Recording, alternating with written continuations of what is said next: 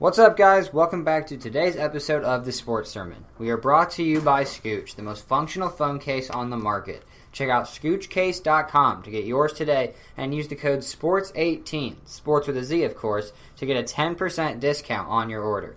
Stay tuned till the end for a special Scooch giveaway as well. But now, today's episode.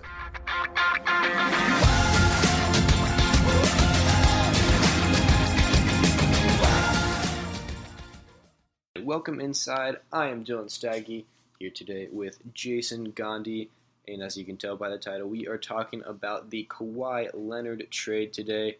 So Kawhi is headed to the Toronto Raptors along with Danny Green in exchange for Jakob Poeltl, Demar DeRozan, and a protected first-round pick. So let's go ahead and get right into it. Jason, give me your grade first for the Raptors in this trade. Yeah, so when I was looking at the Raptors, you look at really what the trade was. So you break it down, and Kawhi Leonard and Danny Green is who they get. They get rid of DeMar DeRozan, Jakob Poeltl, and a first-round pick. So Jakob Poeltl, not that valuable. He's fine. He's young, but didn't do anything for the Raptors. And the first-round pick is top 20 protected, and if they don't get it, it's 2 second-rounders. So not an earth-shattering player there. Really just going to get a role player, but they're already deep enough. So then it really comes down to DeMar DeRozan for Kawhi Leonard and Danny Green. And I think 9.5 out of 10 people would tell you Kawhi Leonard's an upgrade over DeMar DeRozan. The only people that won't are the people that don't understand how injuries work and think that because he didn't play last year, they forget that he's good. Trust me, people were saying that like a 90 overall 2K rating was too high for Kawhi Leonard. Injuries do not mean that they just become bad.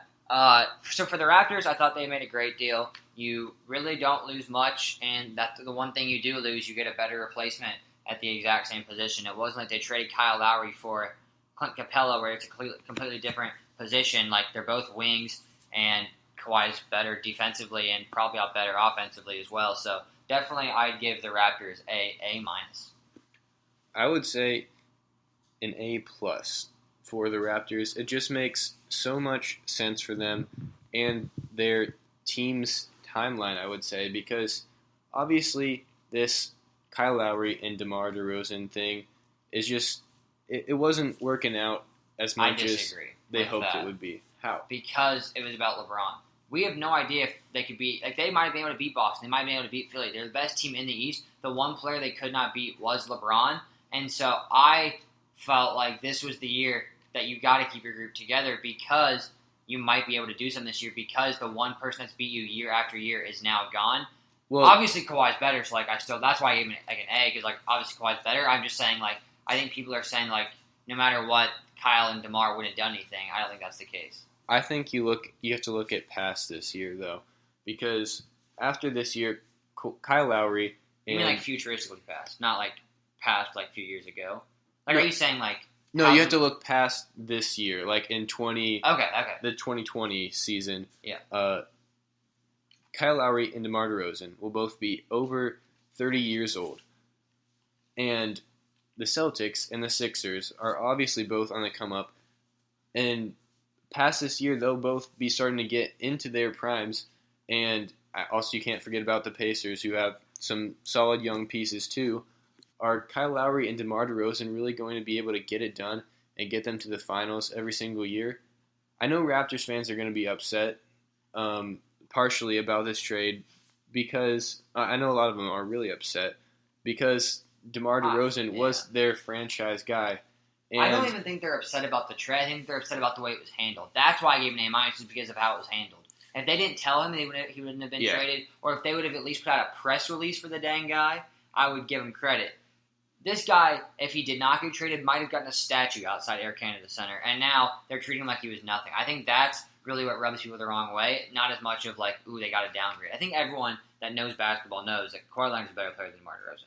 It is what it is. But I think they're also worried that it's going to be a 1-year rental kind of thing, and there's a good chance that it is.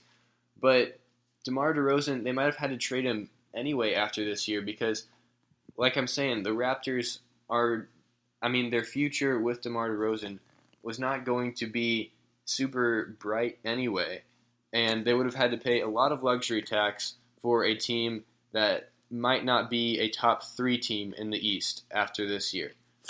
So it makes sense to go all in for this year and with Kawhi before Boston and Philly have really hit their primes. Guys like Jaylen Brown, Jason Tatum, Ben Simmons, Joel Embiid, before all of those guys get into about their 25 to 27 kind of age range where they're really starting to ball out and make the finals every year, one of those 2 teams.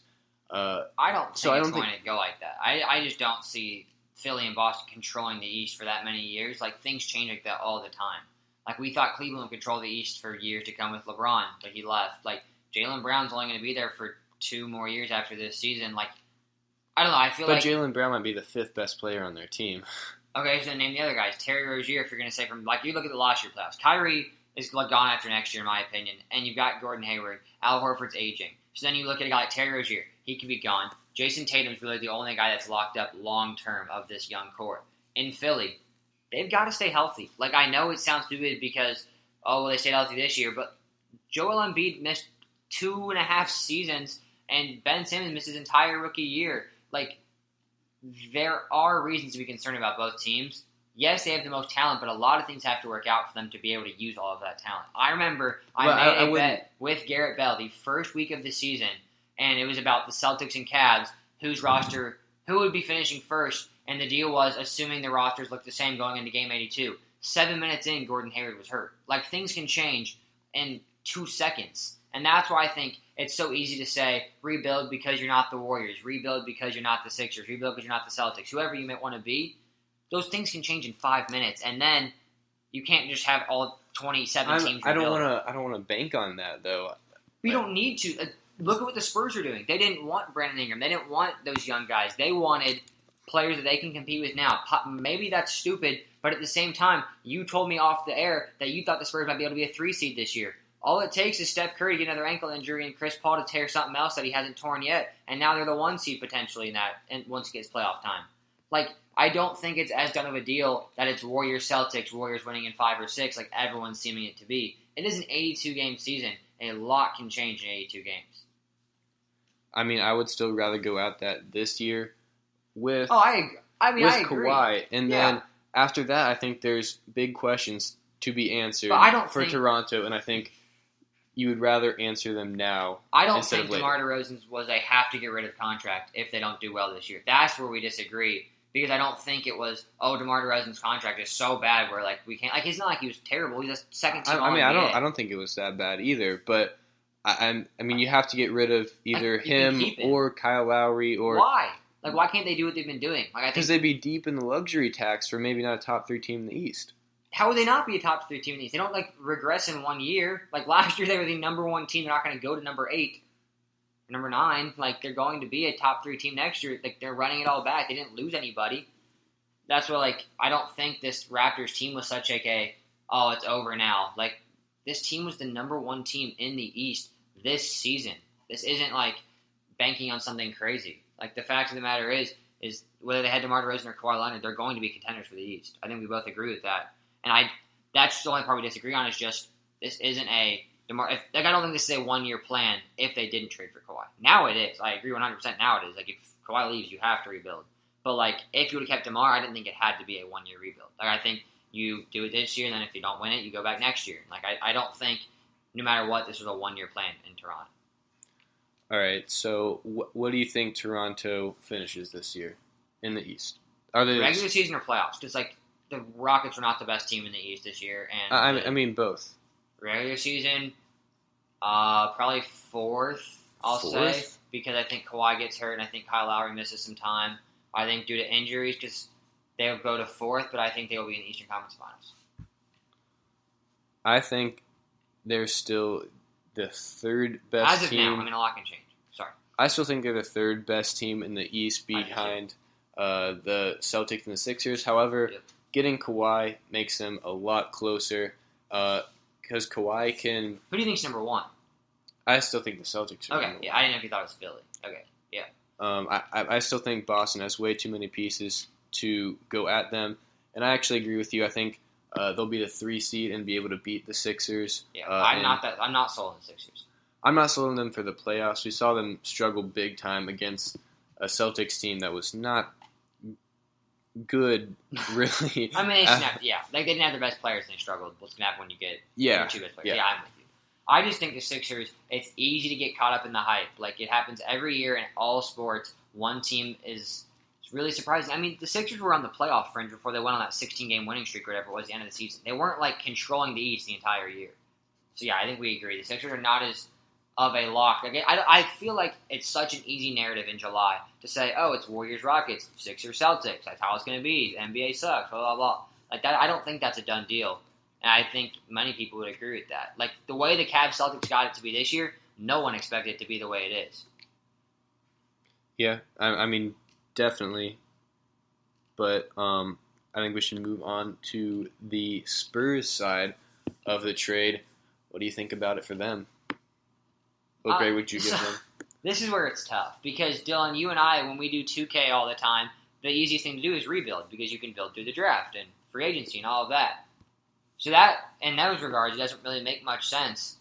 But at the same time, if they want to stay relevant, I mean, what'd you say, 47 wins? 47 wins a year ago without Kawhi Leonard. So, I mean, they won 47 wins. DeMar DeRozan's an upgrade over Danny Green, which is basically what they were last year. So, like, it's not crazy in that regards. The really only places I disagree is one with that strategy, but I get it. Like, I wouldn't do it myself, but I understand it. And the second part is just what they got. Like, you guys, we all know the reports we heard for the Lakers that the Lakers should be giving up Brandon Ingram, Kyle Kuzma, Josh Hart, and like 25 first-round picks just for Kawhi. And they got DeMar DeRozan, who is probably equal value with the injury to Kawhi Leonard, and then 2 bums. Like, they didn't really... Like, that first-round pick's not going to be a superstar, unless it is... I mean, it's San Antonio, so it might be. But it wouldn't have been if it was Toronto. And then Jakob Poeltl, who, as of right now, has not lived up to his draft stock. So, the value doesn't make sense for what they were, I guess, They were so not in a rush, and they were going to wait to the best offer. Like, it all comes out that what I had been saying for a while, that the Spurs really did have no leverage, and they had to make the deal done as soon as possible, because if they brought Kawhi Leonard into the locker room come training camp, it would be a disaster. And that's what we saw. I respect the move to try to stay relevant, try to win in the West, and so I give it a B-. It's just above average because they got almost equal value with DeMar DeRozan, but was definitely not. I definitely didn't love it by any means. Yeah, I think I would also probably give them. I don't even know a real grade. Yeah. Somewhere. It's easier to describe it than like give it a letter. Like, yeah, just tell us what you're thinking. I think it's definitely probably one of the best offers they got for trying to stay relevant. I think it was the best offer they got to stay relevant. I mean, the Lakers, Sixers, and Celtics weren't going to give anybody that's relevant. They don't have anybody that can make them relevant unless they're going to give up Kyrie, Ben Simmons. But obviously, that wasn't going to happen. Yeah, and I mean, DeMar and LaMarcus Aldridge are going to just shoot every mid-range jumper ever. Don't hate on the mid-range. That's the only way I score in basketball. But I think for the Spurs this season, it might not be too bad because I think the West is a little bit more wide open outside of the Warriors than it might seem. The Rockets got a lot worse with trading away, or not trading away, but losing Trevor Ariza in free agency, getting Melo back. Their defense is not going to be near as good as it was a year ago, where they actually had a solid defense, despite what people like to think about James Harden and Mike D'Antoni. But, I mean, the Spurs had 47 wins a year ago without Kawhi Leonard playing more than, what was it, like 8 games all season long? Yeah. Yep. So I think you can add that guy and easily be a 50-win team. We disagree just because I'm not sold on the Spurs roster. They were 1 game out from not making the playoffs. Like, yeah, they're a 47-win team. Yeah, but also they were 1 game out from the 3 seed. I agree. Yeah. Yeah, but you said it's wide open. Like, I think that's what I'm saying. I think the Trailblazers overachieved this season a little bit. I think they'll be back in the mix with all those teams that finished from 3 to 8 in the West, 3 to 9 in the West that were all just insanely close a year ago. I think the Rockets are more towards those teams than they are the Warriors now. I think so. I mean, a 3 seed is definitely going to be possible for a team that added DeMar DeRozan this offseason. I do not see. I mean, it could be possible, but I don't see them like being a legit 3 seed. Their talent does not back up the 3 seed. The way I look at it is they are the 7th to 9th best team in the West. I would definitely take the Rockets and Warriors, obviously. I take the Lakers before I took them. I take the Thunder before I took them. I take the Trailblazers. I take the Pelicans. And then from there, you've got the Jazz, Timberwolves, Nuggets, and Spurs. I really think those are the 4 teams battling for those 6 through 8. I think the Lakers, Rockets, Warriors, Blazers, Thunder, and Pelicans are locked in for the playoff. I think those 6 are definite. It's just a matter of who hits those 7 through 9.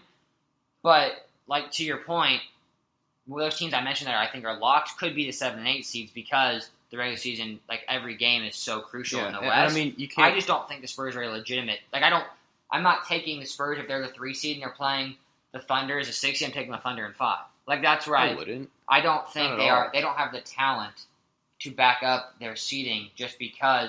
I mean, their roster. There's nothing compelling about their roster besides DeMar DeRozan and LaMarcus Aldridge. When it comes to playoff basketball, mid-range does not work, and DeMar DeRozan doesn't show up in the playoffs. So then it's down to LaMarcus Aldridge, DeJounte Murray, and Lonnie Walker versus Russell Westbrook, Dennis Schroeder, Paul George. I mean, the talent just isn't there. The thing that's going for the Spurs is chemistry and coaching, and all of that is great until you get to the playoffs.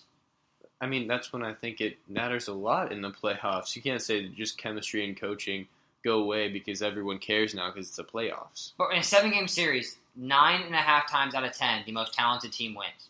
The best team wins. The Spurs are not going to be one of the best teams in the West. They just won't be. By the way their talent is, they overachieve every year based on their roster because they have guys like Pop. They have RC Buford at GM spot. But they've backed it up before with all those titles. They had a top 10 player of all time. When was the last time they backed it up since Tim Duncan retired? Like, they haven't done anything since he's been gone. They have good records every year. But they don't do anything. Like, that's just, it is what it is. The Spurs do not have the talent to beat a team like the Lakers. They do not have the talent to beat a team like the Thunder. They don't have the talent, I would say. I personally believe in the Trailblazers. I don't think the series between the Trailblazers and Spurs would be a series. In 7 games, I would take the Blazers in 4 or 5 or 6. There's no way it gets to Game 7. I think the Spurs, they just aren't deep. And that's what made the Spurs so good in the Tim Duncan days. Their starting 5 will most likely consist somewhat of DeJounte Murray, DeMar DeRozan. Then you go for small forward, Rudy Gay, which LaMarcus Aldridge, and Pau Gasol. Defense will not be played in San Antonio if that's their starting 5 between Rudy Gay, DeMar DeRozan, and LaMarcus Aldridge. That is like probably one of the worst defensive lineups of all of the NBA. And defense is amplified in the playoffs. That's all I'm saying. I do think they finish higher than most people expect, and how they should finish in the regular season. Same way with the Raptors, or not the Raptors, with like other teams in the like the Heat and in the East and things like that, because it's such a long season where if you just win, it's like every game matters, and it's hard to explain like logistically, just because it's only one game at a time. But like when it comes to a series of 7, I do not consider the Spurs legitimate contenders. I don't think they were last year either. This upgrade doesn't really change that.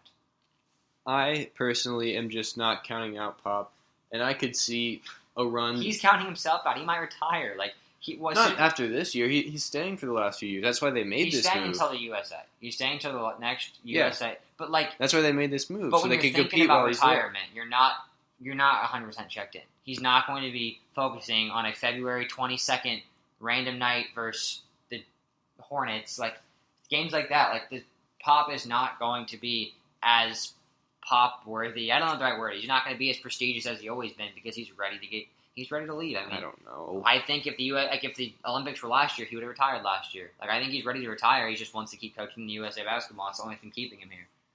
The Spurs have no reason to be really optimistic besides DeJounte Murray. I personally, I still wouldn't count out Pop.